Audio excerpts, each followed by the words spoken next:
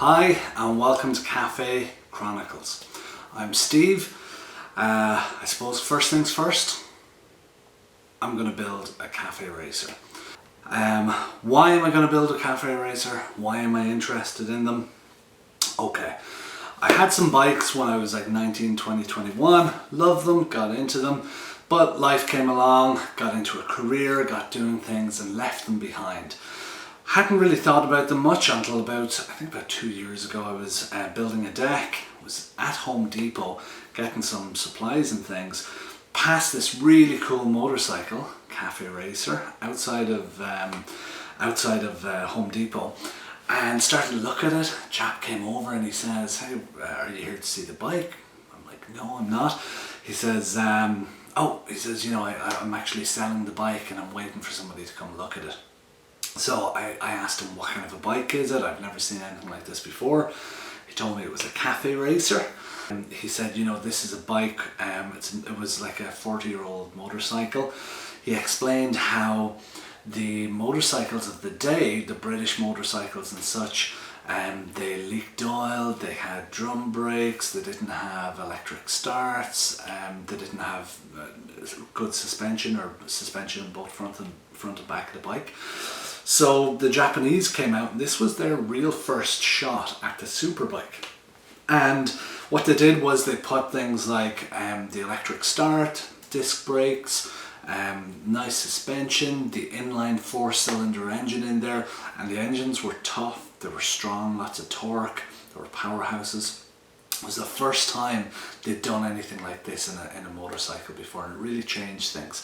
So at the time, this group of folks started to modify these bikes, customize them, and make what they refer to as cafe racers. So what they were doing is they wanted to race the bikes, so they stripped anything off them that was heavy.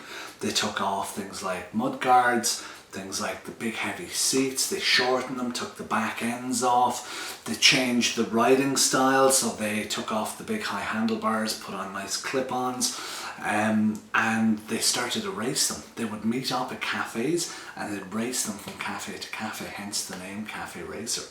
So I said to the guy, I'm like, "How do I get one of these?" And he says, "Well, you can't just kind of go out and buy one. You can buy one from somebody who's built one before, but it depends on how well they built it, depends on what kind of a bike you're going to get. It's not going to be new. Also, they're going to build it how they want. They're going to use the stylings, the colours, the customizations that they want. Might not necessarily be what you want." So I started to obsess a little bit about it, and I thought, well, should I build one myself? But I've never restored a car, never restored a motorcycle. I don't really know anything about it, or not much about it. So I thought, can I? That's what I want to do. I'm going to build a cafe racer. I'm going to show you what I'm doing. It's not necessarily a how-to or best practices, because I'm definitely not the one to give that kind of advice. Really what I'm trying to do is show you, if I can do this, anybody can do this. If this is something that you're interested in, then perhaps this will help you, maybe this will inspire you. So what I'm going to be doing is taking a motorcycle, restoring it, rebuilding the top half of the engine. I'm going to be showing you how I'm doing it, why I'm doing what I'm doing. Then I'm going to start customizing the bike, rebuilding it, doing all the nice things that make it look sexy. I'm going to be doing things like getting my motorcycle license again, because I let it lapse in Ireland, never when I came to Canada, never renewed it, never got my Canadian license, so I got to go do that. Also I'm going to be buying gear. I'm going to be getting this thing on the road, and I'm going to be doing some trips on it. So I hope you guys enjoy. I'll tell you a little bit about the motorcycle I bought about a year ago. Myself and my neighbour Dan. Dan luckily has done stuff with engines before, so I dragged him along. I found a Honda CB750 in southern Ontario that was being sold. The bike was not in great condition, it wasn't running. A chap had bought the bike, and it was actually a police motorcycle back about 40 years ago, back in 1977 or 1978. Although the bike is in 1978, the serial would suggest that the bike is actually a 77, some of the parts on there. So I guess it was 78 was probably purchased by the Ontario Police, and they started to use it. Kind of cool history on the bike. There were a few little things. There was a crack on one of the fins, on one of the cooling fins. There was a little crack down the bottom on one of the engine mounts in the engine. The wiring was a mess.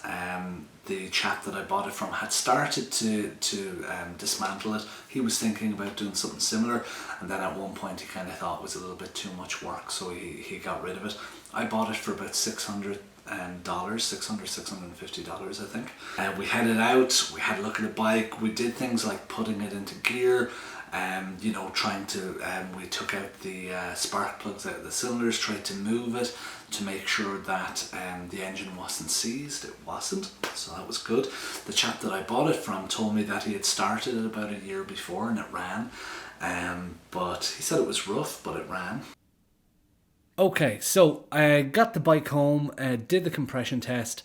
Unfortunately, bad results in the compression test, which showed me that there was potentially problems with the piston rings, and there was maybe problems with the valve seating as well. So that meant I was going to have to take the engine apart. Kind of scary. It meant that, I had to get the engine out of the frame of the bike.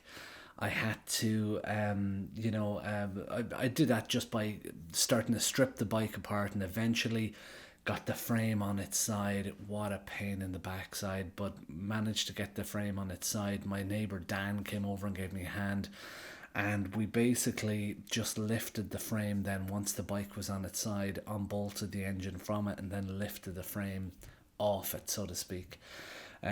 Bit of a ordeal. That engine's a beast. It's so heavy. Got it up on the workbench, separated the cylinder head and the valve head, and basically started to clean them up. I was lucky enough to be able to bring them off to have them blasted as well, so they came up really nice. And once I got them back from blasting, then it was just a case of starting to reassemble the engine. So that's kind of where I am up to this point.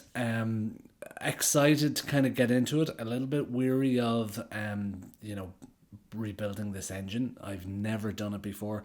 Like I said, in this entire video series, I'm hoping that, with people searching and looking for things, they might find some guidance. If it's something that I've done or messed up, they'll see that if they search. But also I'm just kind of hoping that this is, if anybody's thinking about doing this, I've never done this before, so if I can do this, I'm hoping that you guys can do this too, and hopefully it's a little bit of inspiration for you to give it a shot. So make sure to subscribe, make sure to like, and tune in next week's video, where we'll start to get kind of a little bit more into kind of rebuilding this engine and take it on from there. Alright guys, stay safe, and thanks for tuning in. Talk to you next time.